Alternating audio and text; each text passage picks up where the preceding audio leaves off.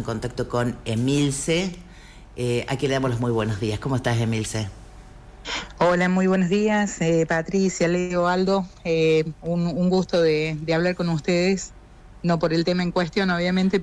pero sí por el hecho de poder contactarnos. Para nosotros siempre escuchar esa voz tan maravillosa, nos encanta, Emilce, Muchas gracias. estar en contacto. El tema es un horror. Me gustaría que me cuentes lo que me puedes contar de lo que pasó y este desenlace que hace que un abusador de niños, confeso, esté en libertad antes de cumplir la condena y viviendo sin ningún tipo de restricción, cerca de escuelas y viviendo en Villa María. Me gustaría que nos cuentes cómo es esta historia. Sí, hace un año atrás empezamos un camino bastante doloroso con una denuncia al señor Rodrigo Santi, lo digo porque bueno, ya es de público conocimiento. Una denuncia de instancia privada por abuso simple con un agravante, ya que se trataba de una autoridad dentro de bomberos voluntarios, mi hijo aspirante en la institución y esta persona a cargo del grupo de aspirantes. No solamente en La Playosa, a cargo de aspirantes también a nivel provincial en su momento y a cargo de la escuela de aspirantes de la Escuela Nacional de Bomberos. Con lo cual el acceso a los chicos, digamos, era bastante fuerte. Bueno, realizamos esa denuncia, empezamos a hacer circular testigos, más que nada para instalar lo que era el perfil de esta persona, con algunos datos también previos de abusos anteriores, pero que no lo podíamos confirmar hasta que los testigos lo hicieran. Y resulta que terminan apareciendo más víctimas de las esperadas, también algunas víctimas que nos pidieron no ser mencionadas en la causa porque no están preparados todavía para hablar, por lo tanto respetamos a esas personas y no los llamamos ni siquiera como testigos, con lo que estamos hablando de una persona de abusos reiterados. Con un perfil que por su labor está en contacto con chicos de 13 a 17 años, ¿no? Exactamente, sí, algunos más chicos también, porque en algunas camadas de aspirantes han entrado con 12 años también. Ocurrió cuando mi hijo entró con 14, había entrado un chico de 12 años también, con el permiso de los padres. Claro. Y además esta cuestión de la superioridad, porque no es menor. Dentro de bomberos voluntarios hay una cuestión de muchísimo respeto por el tema de las jerarquías, casi te diría como sucede en el ámbito militar. Entonces mi hijo, por ejemplo, estuvo durante meses luego del abuso, luego de la denuncia, sin poder dejar de llamarlo suboficial. ¿Emilce? Su rango, su jerarquía cuando hablaba, ¿no? Sí, se había cortado un segundo. O sea, le seguía llamando por su rango. Sí, mi hijo durante meses no lograba llamarlo o por el nombre o de alguna manera peyorativa, inclusive, que también se lo hubiera permitido, sino que directamente lo seguía mencionando por el rango, como poniendo esa distancia o esa superioridad que tenía sobre él, ¿no? Claro. Este proceso se hace con Santi detenido. Una vez que se ratifican todas estas denuncias, tiene nosotros prisión preventiva. Exactamente, hacemos la denuncia el 20 de diciembre, nosotros tomamos conocimiento de esto en noviembre, el 20 de diciembre hacemos la denuncia y el 27 lo detienen después de 4 allanamientos en la localidad, incluido el cuartel de bomberos voluntarios. De ahí es que de toda la toma de datos y demás es que se desprende una segunda causa en la cual yo no soy querellante, pero una causa por delitos económicos en los que está imputado también el padre y la madre del detenido, pero yo ahí ya decidí no tomar participación en esa causa. Porque recordemos que el padre ha sido jefe histórico de bomberos en una localidad. Durante 27 años fue jefe del cuartel y bueno, y la mujer fue durante añares la secretaria histórica también de la comisión directiva. Cargo que tenía hasta el momento de la imputación. Claro, ha pasado en otras causas que a raíz de un hecho de esta naturaleza, pienso Pampero Barrera, se derivan otros, así que... Claro, Bueno, la cuestión es que nosotros seguimos durante este proceso durante el año, surge un caso muchísimo más grave todavía del que nosotros habíamos planteado dentro de los testigos, un testigo inesperado, con abuso, con acceso carnal, reiterado en el tiempo, con corrupción de menores, gravísima la situación, otro mazazo en el estómago, porque la verdad que era otro de estos pollitos queridos dentro del cuartel para nosotros, para nuestra familia. Enterarnos de que había otra víctima así, la verdad que fue muy doloroso. Una chica también, que también prescribe el tema, con quemaduras en el cuerpo, ya rozando lo sádico, ¿no? Ya en este caso de violencia. Claro, de violencia, sí, pero también había prescripto. Ajá. Claro. Bien. Otro de los casos que prescribe también fue como testigo, pero no puede haber justicia, digamos, para él. Y ahí, me quiero detener en este caso, porque ocurrió hace 12 años atrás, pero ese caso es el que da origen a la injusticia más grande que tenemos hoy. Porque en aquel momento fueron cómplices parte de la gente de la comisión directiva que supo de esta situación, porque esto ocurrió dentro del cuartel de bomberos, los padres que decidieron hacer todo lo posible para tapar esta situación, y el que termina exiliado del pueblo es justamente el abusado. No. Entonces, cuando tomamos conocimiento de toda esta situación, lo desconocíamos absolutamente en mi familia, mi hijo sostiene hasta este momento, y se lo planteó por supuesto al abogado del niño, así que tomaron las medidas del caso, que si esto hubiese sido detenido por las personas que tenía que haber sido detenido hace 12 años atrás, él no tendría por qué haber atravesado esta situación de abuso. Es como que los hace directamente responsables también de esta situación. Todo esto venía avanzando hasta el mes de diciembre. Ya estábamos con todo para hacer la elevación a la Cámara del Crimen, para irnos a juicio.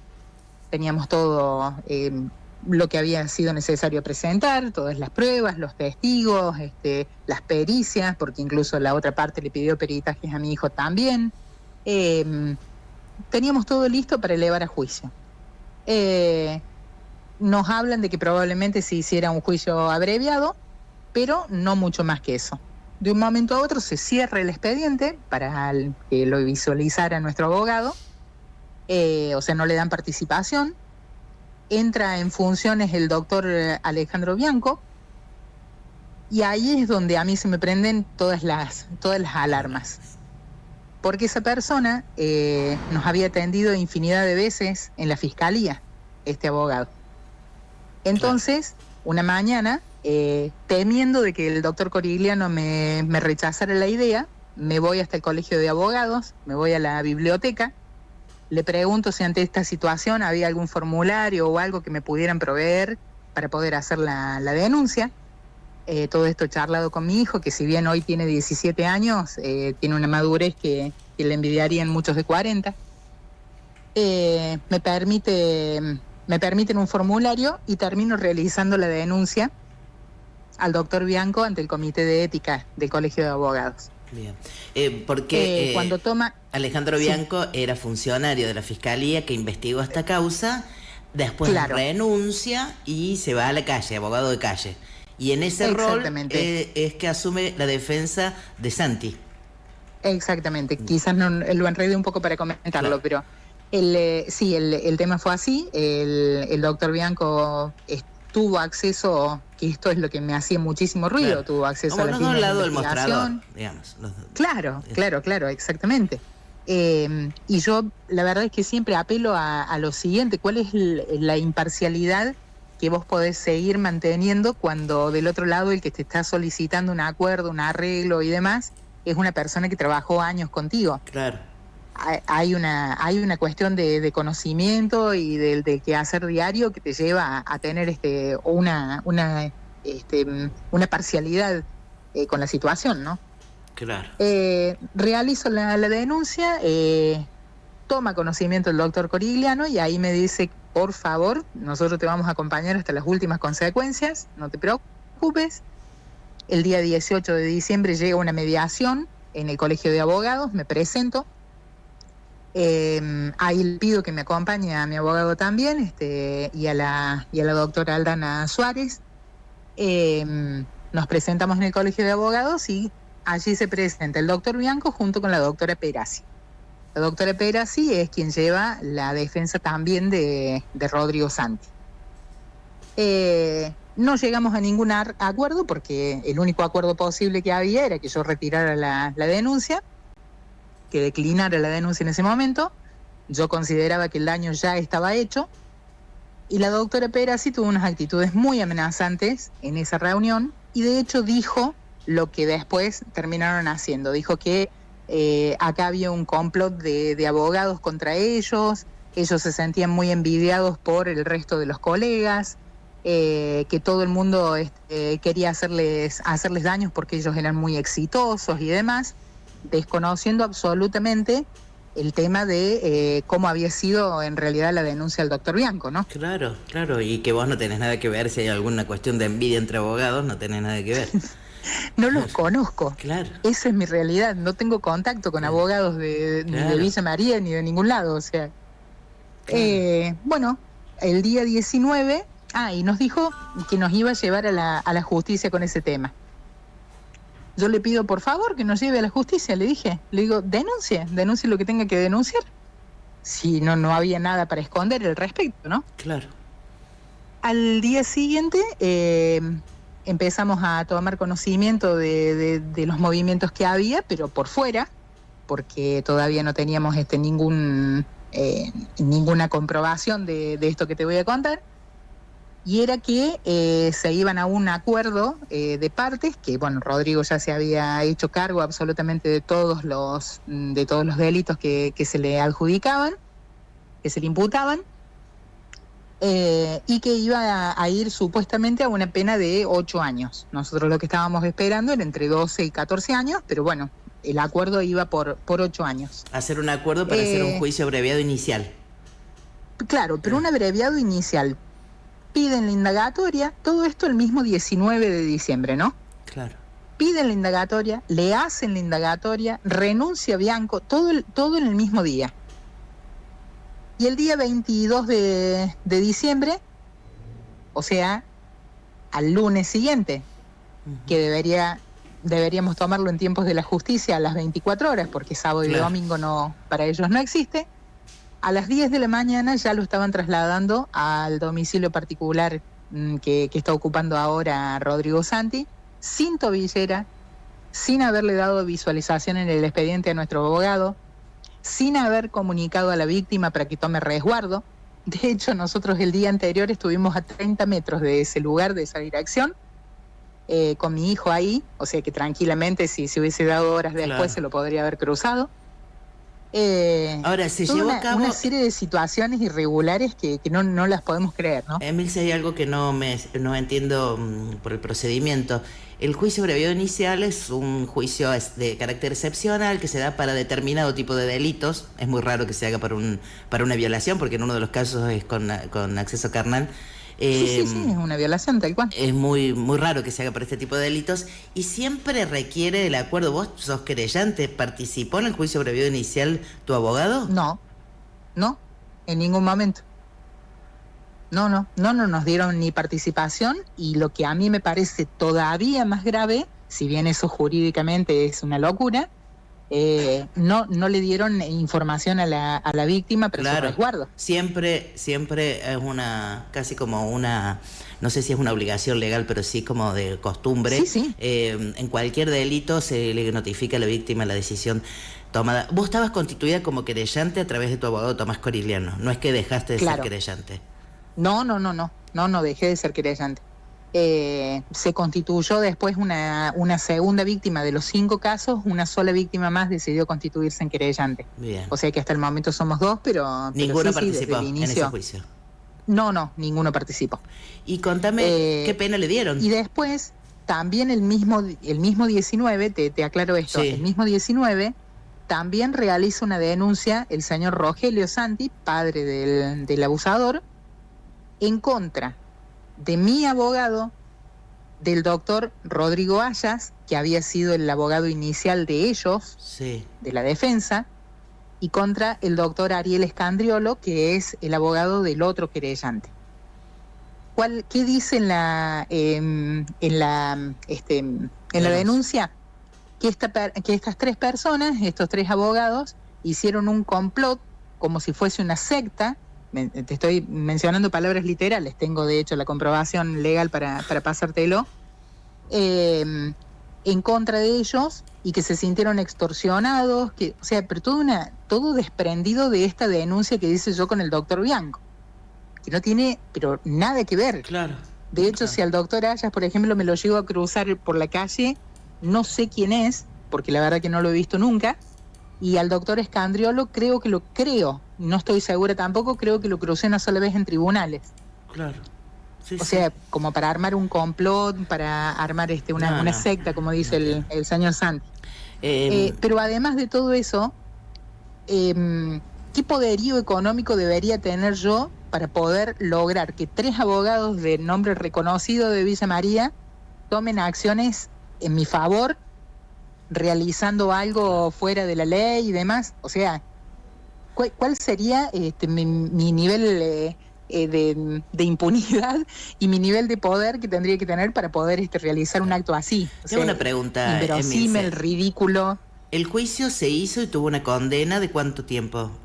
No sabemos. Todavía esto tiene que pasar a la jueza de control, pero nosotros todo lo que te estamos diciendo es en supuestos, porque todavía a nosotros no nos participan de Imagino que el juicio, entonces, esto te lo pregunto, es probable que no se haya hecho el juicio y que le hayan dado la libertad por alguna razón, no sé qué. La razón por la que le dan la libertad es porque tiene melancolía, que es un subtipo de depresión. Ese es el fundamento de la fiscalía. Claro, o sea, no se hizo el juicio. No entonces, pasó por... es importante esto porque todavía falta que llegue a la Cámara del Crimen. Me parece Claro, por lo que es que tengo entendido que esto no va a llegar, directamente va a ir a la jueza de control, porque es lo que eleva directamente la fiscalía como un acuerdo. Bueno, ya lo vamos a averiguar legalmente. La parte más técnica, sí, la parte más técnica seguramente la van a poder hablar con Corigliano, que le va a explicar muchísimo mejor que yo. Pero por lo que yo tengo entendido, nosotros no vamos a ir a ningún juicio, en definitiva. La cuestión... O sea, esto se va a cerrar acá, cuando la jueza de control dictamine si están tomadas las medidas como corresponden o no. Bien. Emilce, la cuestión es que hoy una persona que abusó de varios chicos en una localidad de nuestra región está en libertad o con prisión domiciliaria, debe ser prisión domiciliaria, en un departamento de Villa María. O sea, no puede salir de la casa, pero como no tiene tobilla y granada, no tiene ningún control. Claro, en definitiva es lo que me pregunta mi hijo. ¿Estamos seguros de que no puede salir, de que no puede venir acá? No estamos seguros. En Cárcano al 400 tiene el departamento, ¿no?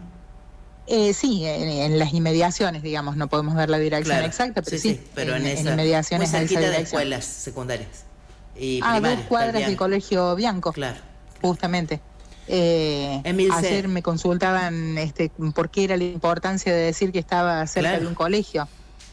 Justamente por eso, porque si bien están cerrados ahora, pero si esta medida prosigue y él sigue con prisión domiciliaria allí, estamos hablando de menores en riesgo. Claro.